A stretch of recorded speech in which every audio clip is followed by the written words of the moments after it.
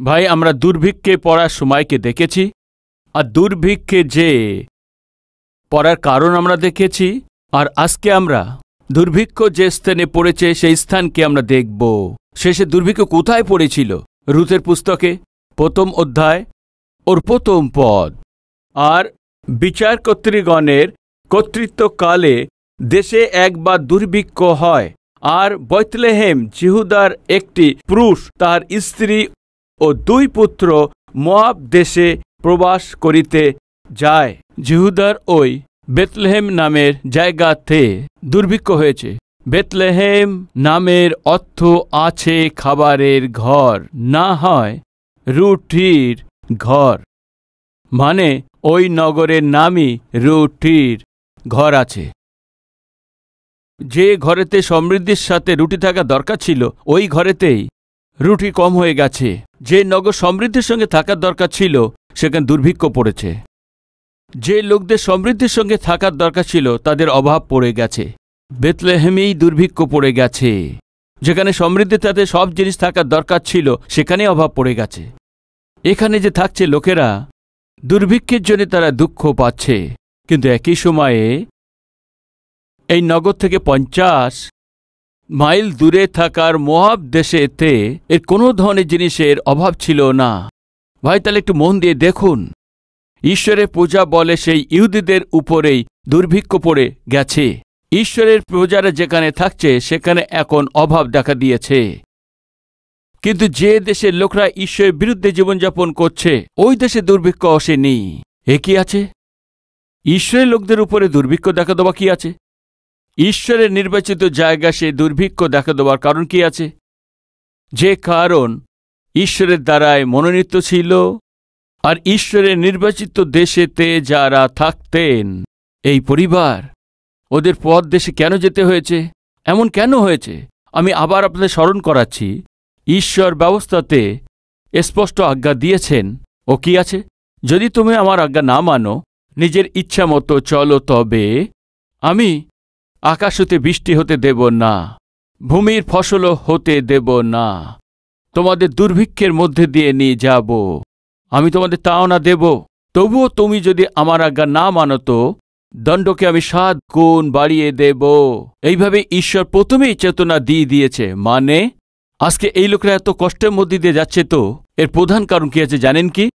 ঈশ্বরের পূজা বলা হয়, তবুও এত বড় দুর্ভিক্ষের মধ্যে দিয়ে যাচ্ছে। তো ঈশ্বরের সন্তান বলা হয়, ঈশ্বরের মনোনীত আছে, পূজাতে বলা হয়, এবং ঈশ্বরের সেই প্রতিজ্ঞার দেশে থাকা সত্ত্বেও কেন এত কষ্টের মধ্যে দিয়ে যাচ্ছে? ওরা যে করেছে তার পাপের জন্য।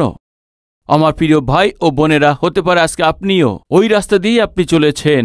আপনি নিজেকে মসীহ বলে থাকেন বা খ্রিস্টও বলে থাকেন, আর একই সময় ঈশ্বর মহান আছেন বলে থাকেন, ঈশ্বর সর্বশক্তিমান আছে বলে থাকেন, আর ঈশ্বরের জন্য কোনো কিছু অসম্ভব নয় এও আপনি তা বলে থাকেন। এসব ঠিক আছে, কিন্তু শুনুন, ঈশ্বর মহান আছে আপনি বলছেন, ওই ঈশ্বরের উপরে আপনি বিশ্বাস করছেন, কেন আপনার জীবন মহান হয়নি? ঈশ্বরের বিষয় আপনি উত্তম বিষয়কে বলে থাকেন, কিন্তু কেন আপনার জীবনে উত্তম দেখা যায় না? আমার ঈশ্বর পবিত্র আছে বলেন, কিন্তু আপনার জীবন কেন পবিত্র নেই? কেন? আমার ঈশ্বর শান্তি আনন্দ দিয়ে থাকে বলছেন, কিন্তু আপনার জীবনে কেন শান্তি আনন্দ নেই? আমার ঈশ্বর সমস্ত আশীর্বাদ দিয়ে থাকেন আপনি বলছেন, কিন্তু আপনার জীবনে আশীর্বাদের অভাব কেন আছে? আমার ঈশ্বর আশ্চর্য কার্য করেন আপনি বলছেন, কিন্তু আপনার জীবনে একটি আশ্চর্য কাজ কেন হয়নি? একবার ভাবুন ভাই, আপনার জীবনে যে ঈশ্বরের উপরে আপনি বিশ্বাস করছেন, সেখানেই কোনো মিল নেই। তবে কারণ এই আছে কি? আপনার অবাধ্যতা। এর কারণ আছে আপনি অপবিত্রতা। ওর কারণ আছে আপনার জীবনে যে অপবিত্র কার্য আছে। আপনার জীবনে আপনাকে যে আশীর্বাদ পেতে হবে, সমৃদ্ধি পেতে হবে, শান্তি পেতে হবে, ওটাকে পেতে দিচ্ছে না। এ সত্য আছে। প্রতিবেশী দেশে দুর্ভিক্ষ ছিল না, জীবিত ঈশ্বরের সেই দেশেতে সেখানে দুর্ভিক্ষ এসে পড়েছে।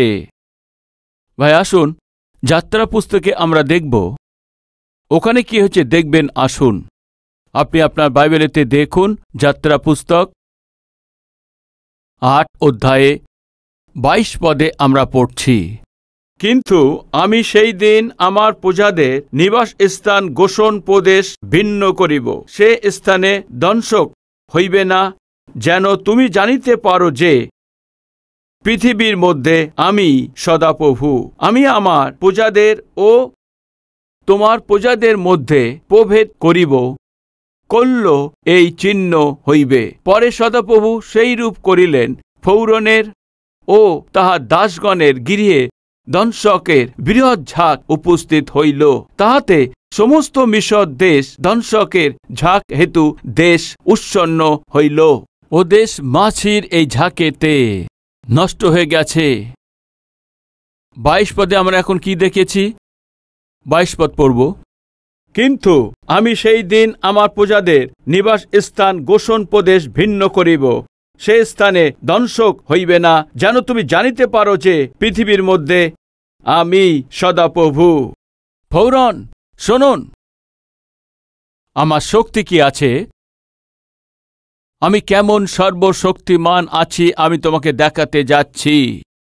মিশর দেশকে দেখে তুমি অহংকার করছো, তোমার দেশের উপরে কেউ কিছু করতে পারবে না ভাবছেন?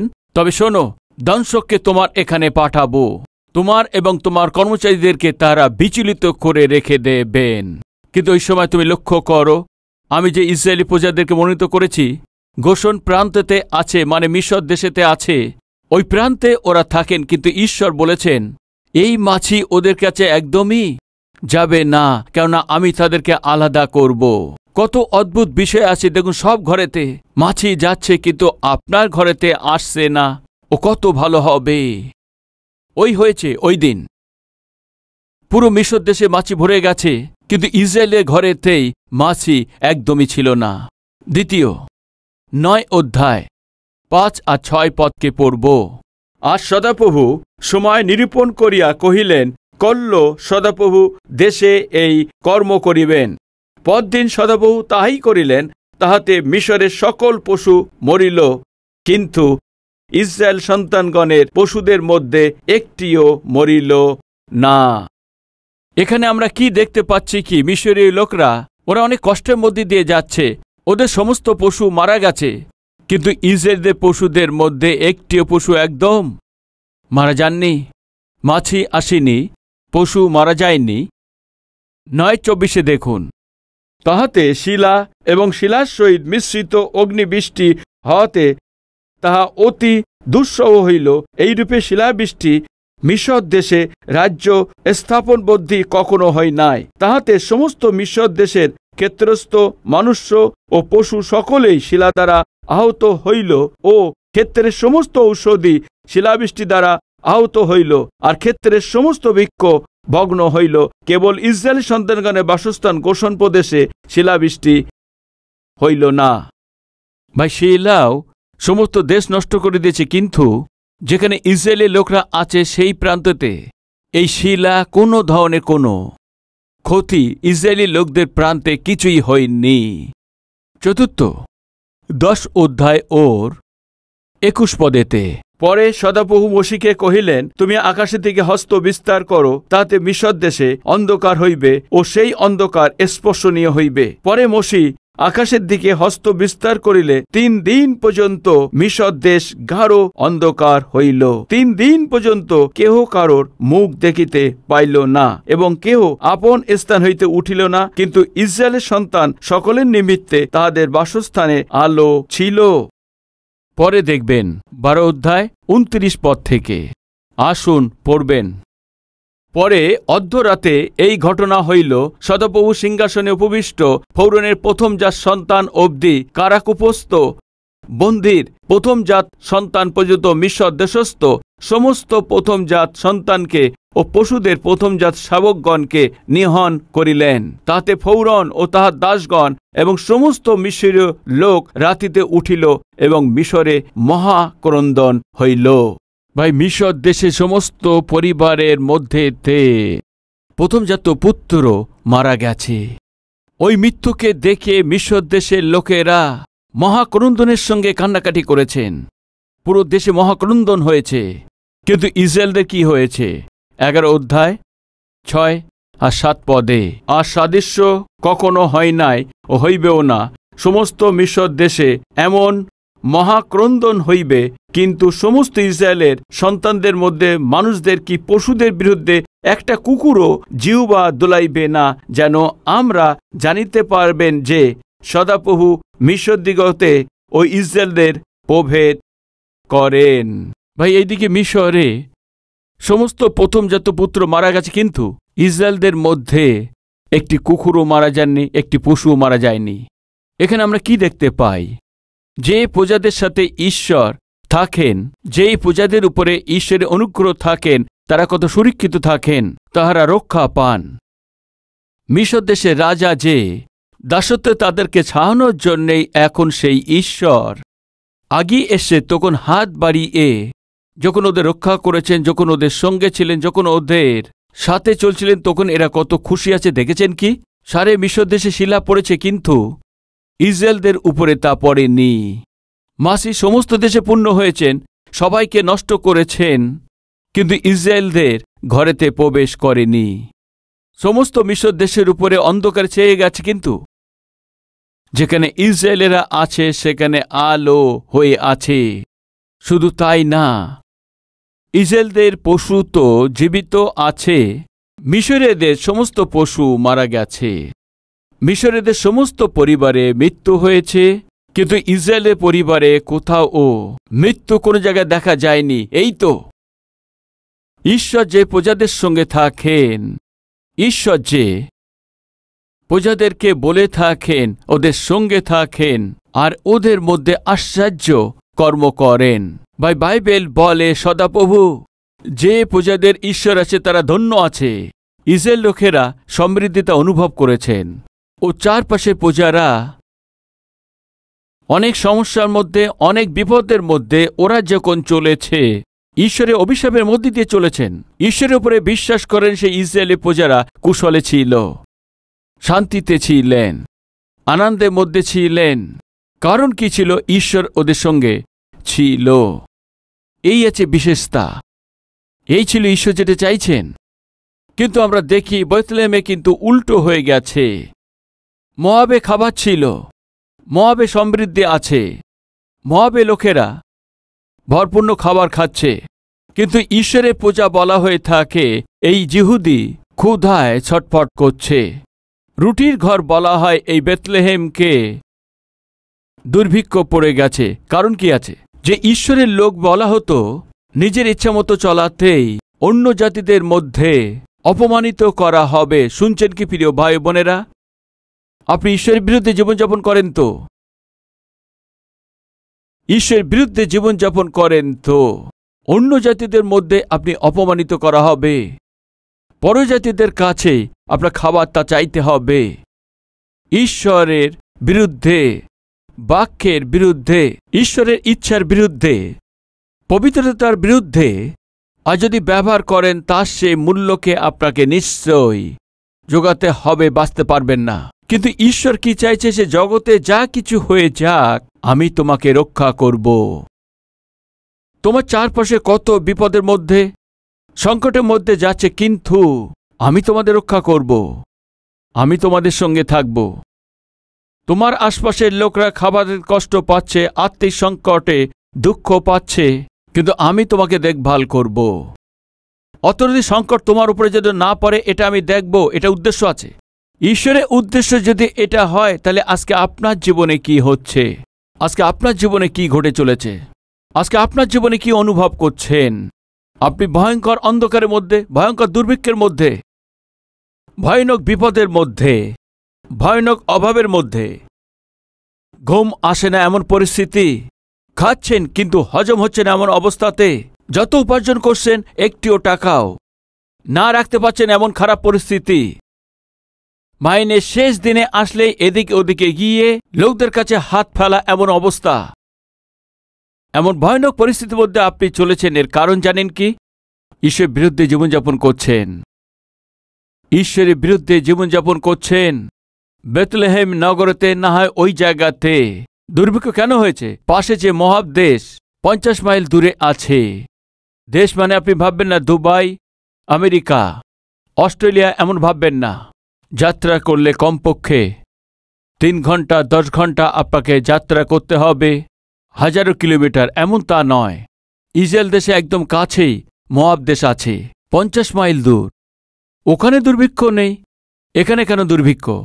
কারণ জানেন কি, যাদেরকে ঈশ্বরের পূজা বলা হতো তারা নিজের ইচ্ছা মতো চলাতেই ঈশ্বর ওদেরকে দণ্ড দিয়েছেন। কারণ প্রেম করা পিতা তার নিজের সন্তানকে দণ্ড দেন। ঈশ্বরের সন্তান যাদেরকে বলা হয়, এই ইসরায়েলের লোকেরা যখন নিজের ইচ্ছা মতো এইভাবে তারা জীবনযাপন করছিলেন, ঈশ্বর ওদেরকে দণ্ড দিয়েছেন। ঈশ্বরের পূজা বলা হয় যে আমরা, ঈশ্বরের সন্তান বলা হয় যে আমরা নিজের ইচ্ছা মতো জীবনযাপন করবেন। তাহলে শুনুন প্রিয় ভাই বোনেরা, ঈশ্বর আপনাদের দণ্ড দেবেন। বাইবেল হাতে নিয়ে চলেন। আপনি বাইবেল পড়ার লোক আছেন, বাইবেল অন্যকে বলেন আপনি নিজের ইচ্ছা মতো জীবনযাপন করছেন, তাহলে ঈশ্বর আপনাকে অবশ্যই দণ্ড দেবেন।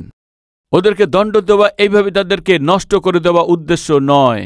আপনি ঈশ্বরের সন্তান আছেন, এই জন্য আপনি নিজের ইচ্ছা মতো চলছেন, এই জন্য ঈশ্বর আপনাকে দণ্ড দিয়ে আপনার জীবনকে ঠিক করা চাইছেন। আপনার সন্তান যদি ভুল করে তাহলে দণ্ড দিয়ে তাকে ঠিক করতে চাইবেন। প্রতিবেশী বাচ্চারা যদি ভালো নাম্বার না পায়, আপনি তাকে দণ্ড দিয়ে মারবেন কি? প্রতিবেশী সন্তানদের ভালো নাম্বার পায়নি, না হয় তাদের ব্যবহার ভালো নয়, কি আপনি গিয়ে সন্তানকে দণ্ড দেবেন কি? ওকে মারবেন কি? মারবেন তাহলে পিতা বারণ করবেন, তুমি আমার পুত্রকে কেন মারছ? ও ভালো নাম্বার পায়নি, দাঁত ভেঙে দেব। আমার পুত্র ভালো নাম্বার পায়নি, তা তোমার কি সমস্যা হচ্ছে? প্রথম গিয়ে তোমার পরিবারকে দেখো, আমার পুত্রের সঙ্গে তোমার কি লেনদেন আছে? সাধারণভাবে এমন বলবে। ভাই, কে কাকে দণ্ড দেয় জানেন কি? প্রেম করা পিতা তার সন্তানদেরকে তিনি দণ্ড দেন। ঈশ্বর ওই করছেন।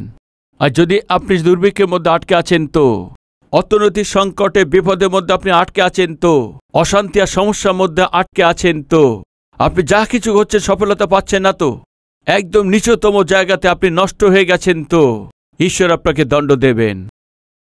আপনার পাপময় কাজকে দেখে ঈশ্বর অপমানিত হয়েছেন, আপনার ঠকানো কাজকে দেখে ঈশ্বর দুঃখিত হয়েছেন।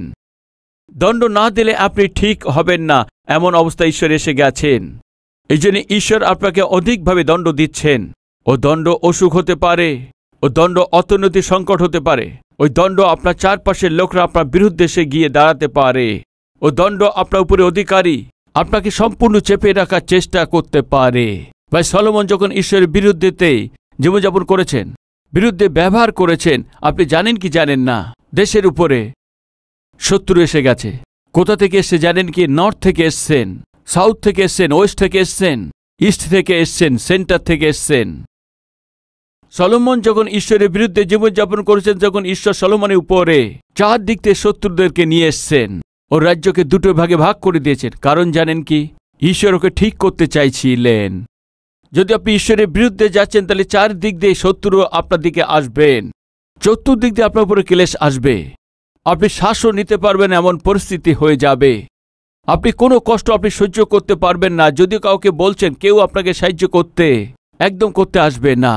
এ কেন হচ্ছে? কেননা এটা ঈশ্বরের দণ্ড আছে। কেবল ঈশ্বরই এই দণ্ড থেকে ঈশ্বর আপনাকে মুক্ত করতে পারেন, আপনাকে রক্ষা করতে পারে। জগতে কোনো ব্যক্তি হবে না।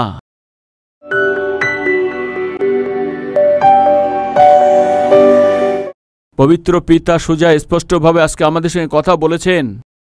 বাক্য যে সেটা ফলবন্ত হয়ে বাক্য অনুসারে জীবনযাপন করতে আমাদের শেখান। আমরা আপনার যে পূজা আছি, যদি আমরা নিজের ইচ্ছা মতো চলি, নিশ্চয়ই আপনি রাগ করবেন, নিশ্চয়ই দণ্ড দেবেন। পিতাই দণ্ডের মধ্যে দিয়ে আমরা যাচ্ছি, আমাদের ক্ষমা করুন। আমরা যে পাপ করেছি, যে ভুল কাজ করেছি, তোমার অনুগ্রহের দ্বারা, তোমার দয়ার দ্বারা, তোমার ক্ষমার দ্বারায় আপনি স্মরণ করে পা থেকে মাথা পর্যন্ত আমাদের সবাইকে পিতা যীশু খ্রিস্টের রক্তের দ্বারা ধৌত করে, হিমের চাইতে সাদা করে পবিত্র জীবন আমাদেরকে দিয়ে আপনার গ্রহণযোগ্য জীবনযাপন যেন আমরা তা গ্রহণ করতে পারি, এমন অনুগ্রহ করুন চাইছি পিতা। পিতা, আমাদের প্রার্থনা শুনে আপনি সাহায্য করুন। পিতা, আমরা অন্যের জন্য যেন অপমানের কারণ না হই, অন্যের জন্য যেন অভিশাপের কারণ না হই, অন্যদের জন্য আদর্শ জীবনযাপন করতে হবে, এমন জীবন আমাদেরকে দিন। যীশু খ্রিস্টের নামেতে এই প্রার্থনা চাইছি পিতা, আমেন।